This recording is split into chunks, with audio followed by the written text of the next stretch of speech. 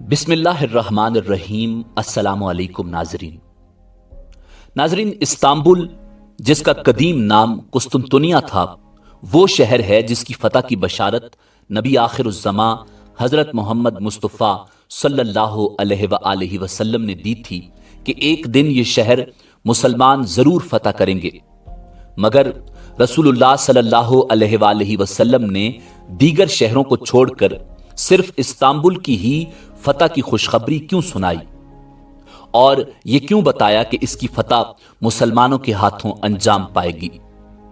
Istanbul کے علاوہ کس شہر کی فتح کی بشارت حضور سرور کائنات صلی اللہ علیہ وآلہ وسلم نے دی تھی؟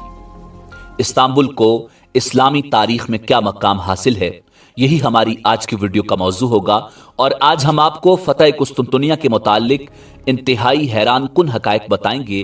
مگر ویڈیو میں آگے بڑھنے سے پہلے اگر آپ ہمارے چینل پر نئے ہیں تو برائے مہربانی ہمارا چینل info@adil سبسکرائب کریں، جہاں آپ کو بالخصوص اسلامک ہسٹری اور بالعموم دنیا بھر کی منفرد معلومات پر مبنی ویڈیوز ملتی رہیں گی۔ ناظرین، حضور نبی کریم رؤوف الرحیم صلی اللہ علیہ وآلہ وسلم نے صرف استنبول کی ہی فتح کی خوشخبری نہیں سنائی، بلکہ احادیث نبویہ میں حضرت عمر بن العاص رضی اللہ تعالی عنہ کے تعمیر کردہ شہر فسطاط اور حضرت عقبہ ابن عامر رضی اللہ تعالی عنہ کے تعمیر کردہ شہر قیروان کی فتوحات کی طرف بھی اشارے ملتے ہیں۔ بعض روایات میں بصرہ کی فتح کا بھی ذکر موجود ہے، تاہم استنبول کی فتح کی بشارت کو خصوصی اہمیت اور امتیازی مقام حاصل ہے۔ یہ بشارت مسند امام احمد اور المستدرک للحاکم میں ان الفاظ کے ساتھ موجود ہے: لَتُفْتَحَنَّ الْقُسْطَنطِينِيَّةُ فَلَنِعْمَ الْأَمِيرُ أَمِيرُهَا وَلَنِعْمَ الْجَيْشُ ذَلِكَ الْجَيْشُ۔ تم ضرور قسطنطنیہ کو فتح کرو گے، وہ فاتح بھی کیا باکمال فاتح ہوگا، اور وہ فوج بھی کیا باکمال فوج ہوگی۔ ناظرین، رسول اللہ صلی اللہ علیہ وآلہ وسلم کی پیشن گوئی کو عثمانی سلطان محمد ثانی المعروف سلطان محمد فاتح نے سن 1453 عیسوی کو قسطنطنیہ فتح کر کے پورا کیا۔ مسلمانوں کے ہاتھوں فتح کے بعد استنبول کو عالم اسلام میں بہت اہمیت حاصل ہو گئی، اور یہ شہر تمام عالم میں برسر پیکار اسلامی فوجوں کا مرکز بن گیا۔ استنبول ایک عالمگیر سلطنت کا پایہ تخت قرار پایا، اور یورپ کی دہلیز پر ایک مبارک اسلامی شہر کا نمونہ پیش کرنے لگا۔ ان اسباب کی بنا پر اس نبوی بشارت کو غیر معمولی اہمیت حاصل ہے۔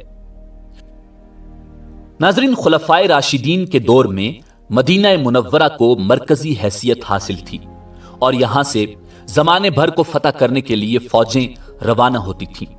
سال ہر سال تک اس کی ثقافتی اور عسکری مرکزیت برقرار رہی، گو اس کی روحانی حیثیت آج بھی قائم ہے، لیکن جیسے جیسے عالم اسلام کی جغرافیائی حدود تبدیل اور وسیع ہوتی رہیں، ویسے ویسے دارالخلافہ بھی ایک شہر سے دوسرے شہر کی طرف منتقل ہوتا رہا۔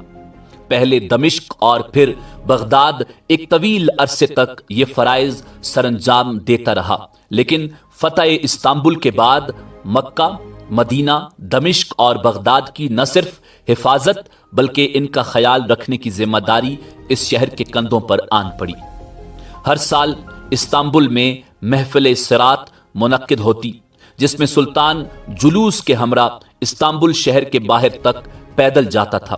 یہ جلوس سب سے پہلے آل رسول صلی اللہ علیہ وآلہ وسلم اور پھر صحابہ کرام رضوان اللہ تعالی علیہم اجمعین کی اولاد اور پھر مدینہ منورہ کے تمام فقراء کی خدمت میں قیمتی تحائف پیش کرتا تھا۔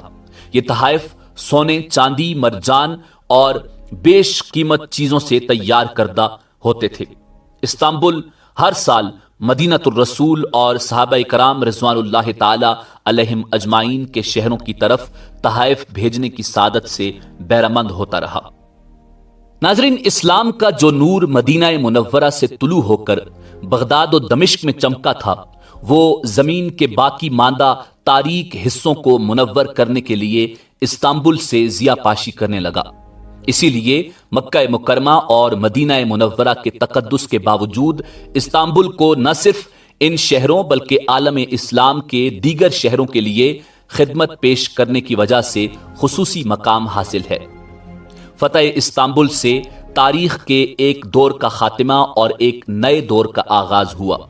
یورپ کو فتح کرنے کے لیے اسلامی فوجیں استنبول سے روانہ ہونے لگیں۔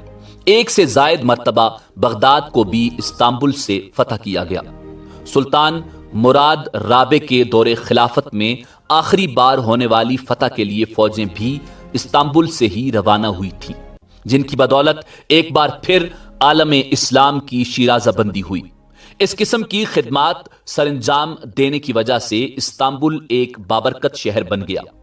اس شہر نے مسلمانوں کے ہاتھوں فتح ہونے سے پہلے بھی جلیل القدر صحابی رسول اور رسول کائنات صلی اللہ علیہ وآلہ وسلم کے میزبان حضرت ابو ایوب انصاری رضی اللہ تعالی عنہ کی میزبانی کی خدمت سر انجام دی۔ ناظرین، تقدیر کی کرشمہ سازی دیکھیے کہ اس نے مدینہ منورہ میں رسول اللہ صلی اللہ علیہ وآلہ وسلم کی میزبانی کرنے والے صحابی کی میزبانی کرنے کا شرف حاصل کیا۔ سلطان محمد فاتح نے فتح استنبول کے فوراً بعد حتیٰ کہ جامع الفاتح کی تعمیر، آیا صوفیہ مسجد کی تحویل اور استنبول کے لیے وضع کردہ دیگر منصوبوں پر کام کے آغاز سے بھی پہلے اس جلیل القدر صحابی کی قبر تلاش کرنے کا حکم دیا۔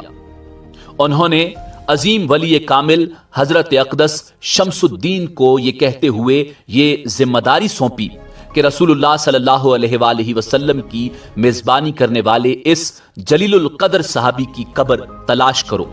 انہوں نے کچھ ہی عرصے میں اسے تلاش کر لیا اور سلطان محمد فاتح نے اس صحابی کی قبر کے قریب عالم اسلام کی خوبصورت ترین مسجد تعمیر کروائی۔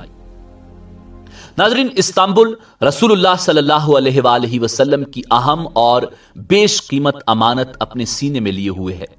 جہاد کی غرض سے آنے والے اس صحابی کی برکت سے یہ شہر جہاد کی علامت بن گیا۔ مجاہدین کے کتنے ہی لشکر یہاں سے روانہ ہوئے اور کتنی ہی فتوحات کی مہمات کا مرکز استنبول بنا۔ ناظرین، نبی اکرم صلی اللہ علیہ وآلہ وسلم نے استنبول کی دوسری فتح کی طرف بھی اشارہ فرمایا ہے، یعنی اپنی ذات، حقیقت اور روح سے فرار اختیار کرنے والا انسان ایک نہ ایک دن اپنی اصل حقیقت، شخصیت اور روح کی طرف لوٹ آئے گا اور اپنی قلبی اور روحانی سطح بلند کر کے اللہ تعالیٰ سے اپنے تعلق کو مضبوط بنائے گا۔ یہ رسول اللہ صلی اللہ علیہ وآلہ وسلم کی خوشخبری ہے۔ ہم اس نئی فتح کے شدت سے منتظر ہیں۔ رسول اللہ صلی اللہ علیہ وآلہ وسلم نے استنبول اور دجال کے درمیان ایک مخصوص تعلق کے پائے جانے کی طرف بھی اشارہ فرمایا۔ وقت آنے پر یہ تعلق بے نقاب ہو کر سب کے سامنے آ جائے گا۔ کون جانتا ہے کہ رسول اللہ صلی اللہ علیہ وآلہ وسلم نے استنبول کے حق میں نہ جانے کتنے اصرار و حکم کا مشاہدہ کیا ہوگا۔ یہی وجہ تھی کہ آپ نے کئی صدیاں پیشتر اس کی فتح کی خوشخبری سنا دی تھی۔ ناظرین، اسی امید کے ساتھ اجازت دیجیے کہ آپ کو ہماری ویڈیو پسند آئی ہوگی۔ ملتے ہیں بہت جلد ایک نئی تاریخی، تحقیقی اور معلوماتی ویڈیو کے ساتھ۔ اللہ رب العزت آپ کا حامی و ناصر ہو۔